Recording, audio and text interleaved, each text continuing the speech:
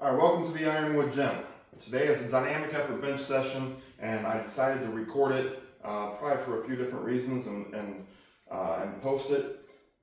We're going to start. I'm going to show you the entire thing. We're actually going through a kind of a heavy band and chain phase, similar to the speed strength workouts that Westside used to do for their squat. This one's not exactly the same. I'm using bands and chains. So it's a very high amount of accommodating resistance, but it's also going to be a little bit higher bar weight than their typical speed strength workouts. So, but it is a heavy band and chain phase. I'm going to take you through the entire thing, try to talk between sets and still keep my rest down a little bit. The first thing is warming up for dynamic effort workouts. A lot of people have questions about that.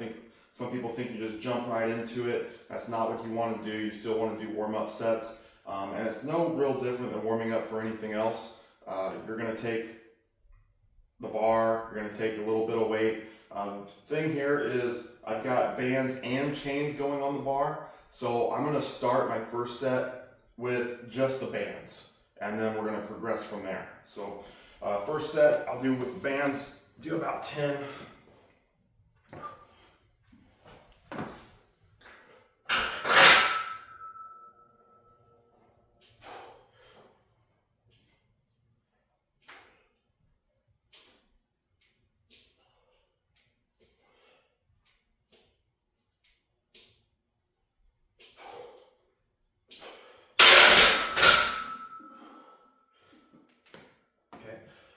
And now we'll go ahead and add the chains to the bar.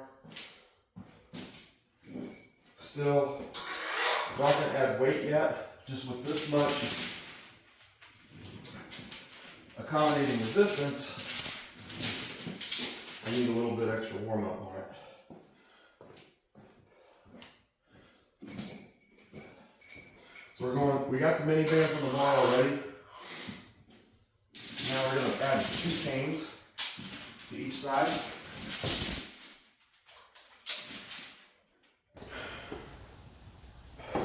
Been battling a few different things lately, and my warm-ups I take them just a little bit slower. Once I get rolling, I'll be rolling probably about a minute rest per set, but take the warm-ups just a little bit slower.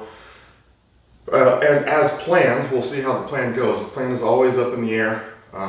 Even though I do have something written down, it's always up in the air. Plan is to work up afterwards, but we'll see how that goes. Now I'm going to take this one for about 5 reps.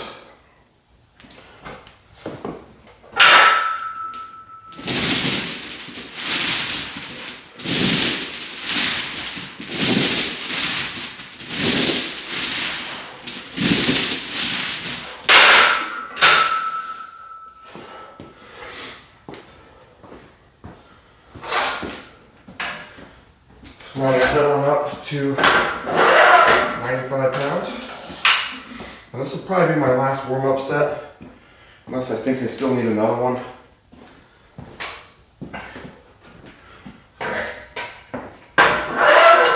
I've been battling, last few weeks, been battling a few different small injuries. Nothing, I'm not getting put under the knife or anything, but got into a little tussle with a cactus, sent me to the urgent care, had cactuses going to my spines, going to my wrist, and for a while I couldn't use my normal bench grip. That was about 3 weeks ago. Now I'm finally back to using my actual bench grip. It's still got some lumps in here, but it was fairly bad. Then a little bit later that same week, I fell and sprained my ring finger on my right hand, so that hurts pretty much to hold anything. I can bench just fine, but trying to grab stuff and pick it up, that hurts. And then I've also got a small, I don't know if it's a pec strain or just some scar tissue that I'm pulling on, but I've had a lot of pec issues throughout my lifting tenure or lifting career or whatever you want to call it. And right now my left pec is bothering me quite a bit. We'll just kind of play it by ear and see how things go. I can still lift, but so this one I'll go in. I'll do this one for about 3, and then as planned, probably go right to my weight for my after that.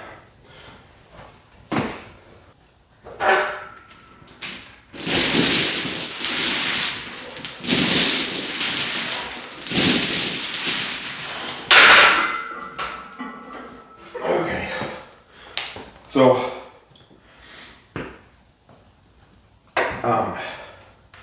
now we're going to go 5 sets of 3. Normally on all of my dynamic effort work, I follow Prilepin's table, or Prilepin's chart, and it works pretty well. But when you get to this phase, it doesn't work out very good, because at the top, today, it's probably about 96%.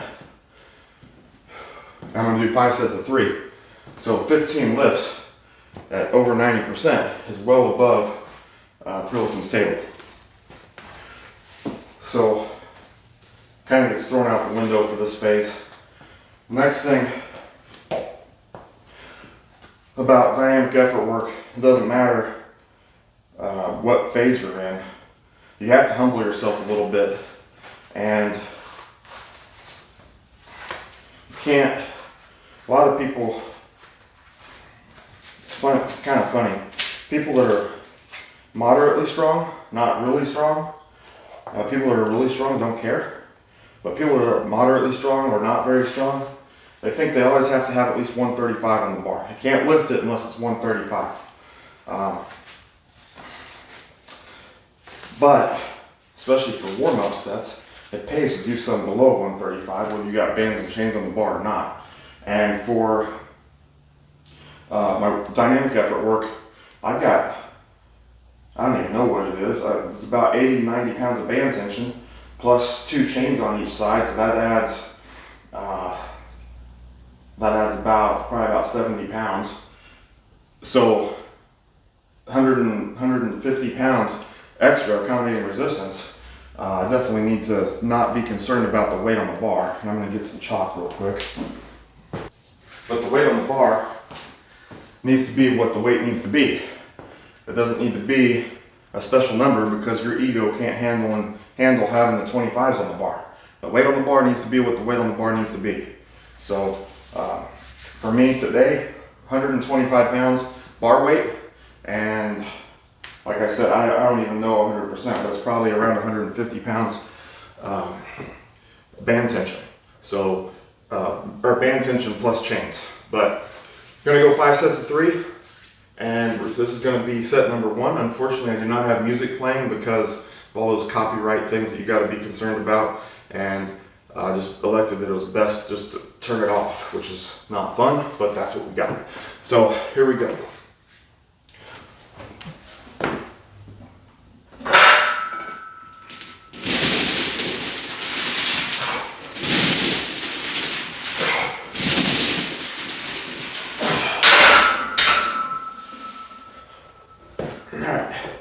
Set number 1, and I do mark down my sets because I will not remember, guaranteed, I will not remember. And the other thing I'll do is I'll time my rest, because with my brain, it'll end up being 5 minutes. So I time my rest. When it says about 30 seconds on the stopwatch, I jump back in, start getting set up. Gives me probably right about a minute total rest. The next thing, due to this phase that I'm on, is normally I rotate my grips during my sets, and on this heavy phase I can't really do that, so I stick with my main, my pinky's on the ring grip. That's the primary grip that I use for every set.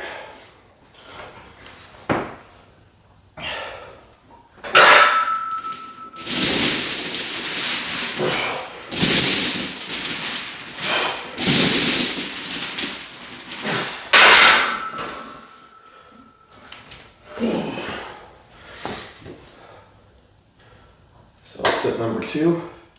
Now I'm going to change things up just a little bit. So one of the primary functions of dynamic effort training, besides just rate of force development, which is not A lot of people like to talk speed. Rate of force development is more important. So it's about how much force you can generate and how quickly you can generate it. The number 2 function of dynamic effort work is actually technique.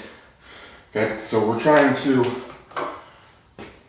mimic the technique that we'd use in competition, or in my case, and a lot of other people's cases, the technique that they're going to use when they actually test their lift. So I'm going to switch now from the setup that I've been having to my competition setup, at least that's what I call it, where I'm going to shoot through, and then I'm going to take a little bit better arch. I don't have a huge arch anymore, but I do have a little bit of one, so you're going to see that here on this one.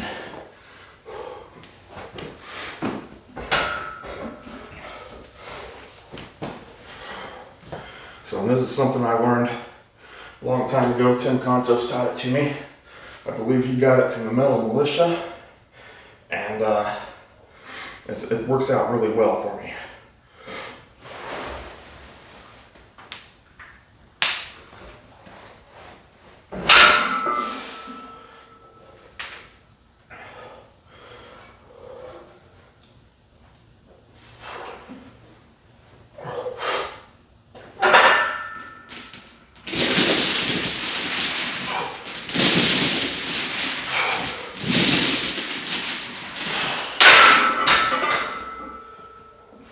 Alright, 3 sets down. So that setup, I know a lot of people complain about people that have an arch. I don't really care. You want to arch, arch. You don't want to arch, don't arch. Same thing.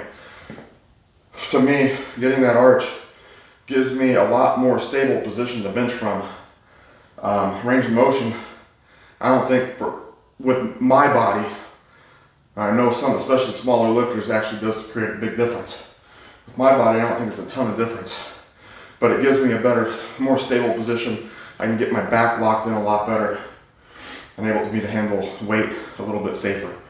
So the downside is I gotta get another set. I'm talking through these, kind of makes this cardio because it gets a little bit harder to breathe.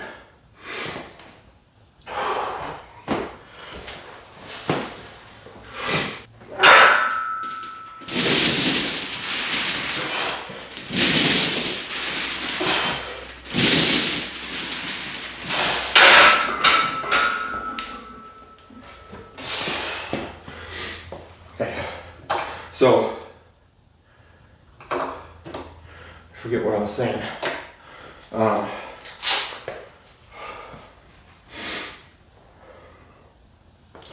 And let me get some more chalk. One more set here, and then as of right now, I'll still be able to work out. Everything's holding up pretty good. Just a little bit of pressure on my hand. My pec, I'm feeling just a little bit, but it's still good enough to go ahead and work out. So, oh, the thing with technique, you want dynamic effort to mimic your technique, so that's why I'm switching to my competition setup now, to do it through all my sets. And at some point I probably will, but further out from testing, it's about time to go. Further out from testing, it does put more stress on my back. So I want to take some of that stress, or avoid some of that stress if I can, but still get in the work. So instead of doing all the sets, I'll just do a few of the sets with that competition setup. As I get closer to testing, I'll transition to more and more total sets being done with that competition setup. All right, so last set here.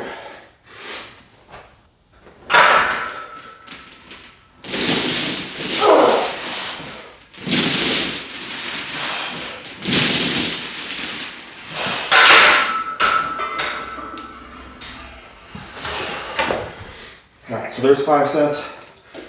Now we're going to start working up a little bit, get the weight changed, retighten my wrist wraps. Alright, so when I work up, I don't take anything off the bar. Bands and chains stay on the bar.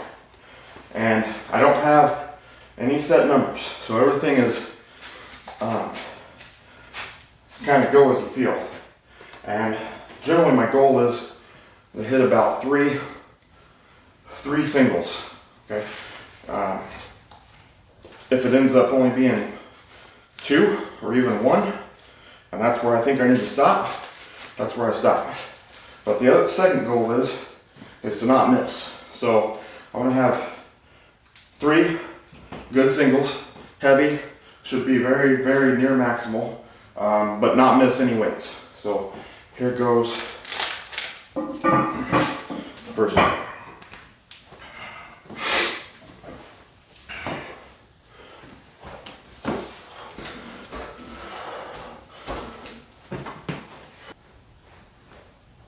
One, two.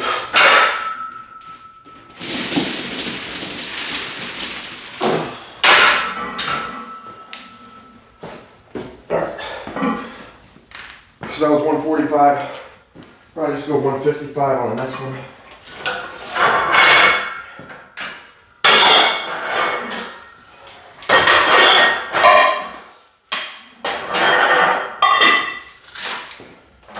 And again, just like the warm-up sets, I do slow down a little bit here. So I'm not going too fast. I do want to get in some good reps, but probably a little bit faster than what a normal work pace would go. I think I never time it. So that first one was 145. Now I'm going to go to 155 and see how that feels. Felt kind of good coming off the chest, but slowed down quite a bit as I drove through it. Still moved well, so 155 should allow me to get a third single without missing. If I jump too much, if I jump to 165, I may only get 1 or 2, because that may be the end. I don't know, but we just kind of, like I said, we play it by ear, go by feel, and see how things go.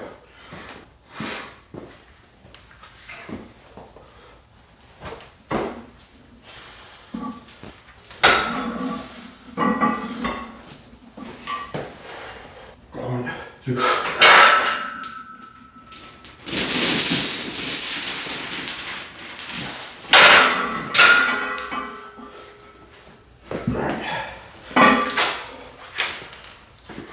And go 165 for the last one, and shut it down.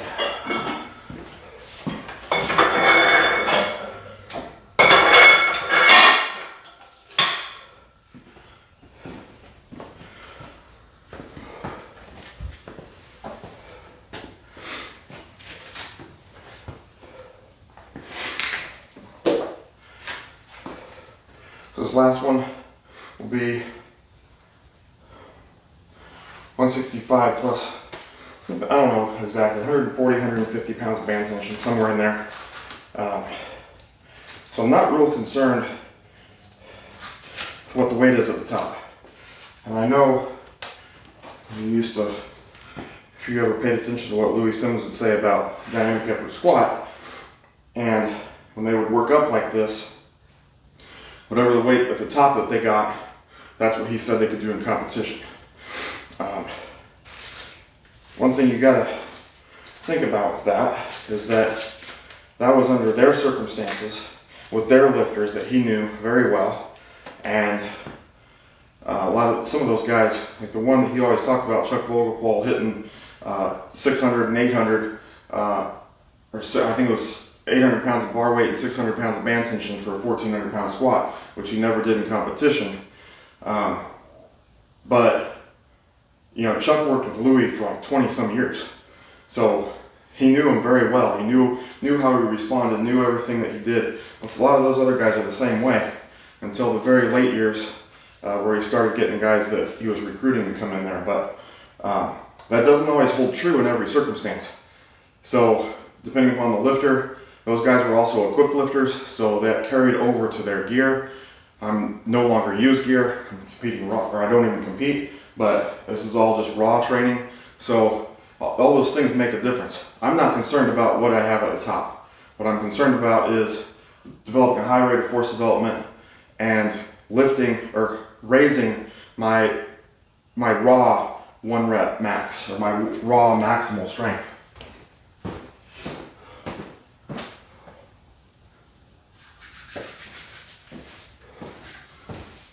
I'm not trying to say who was wrong about it.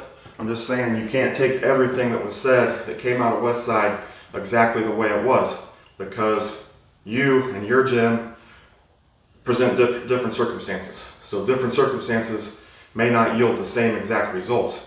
Even if the results are still good, doesn't mean they're going to be the same results.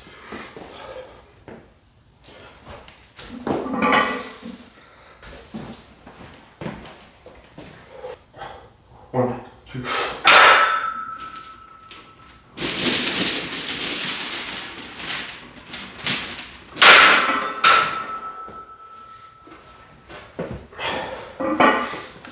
So there you have it. Heavy band and chain phase. Warm-up sets, work sets, 5 sets of 3. 3 singles, working up afterwards, and that concludes the session. So if you have any questions, let me know. Also check out, or post them in the comments. Also check out my Instagram page, Ironwood Strength, and my Facebook page, Ironwood Strength. All of this is just about sharing information and helping people, helping lifters, coaches meet their goals, or help coaches meet their clients' goals or their athletes' goals. So like I said, if you have any questions, post them in the comments. But until next time, always be in the pursuit of strength.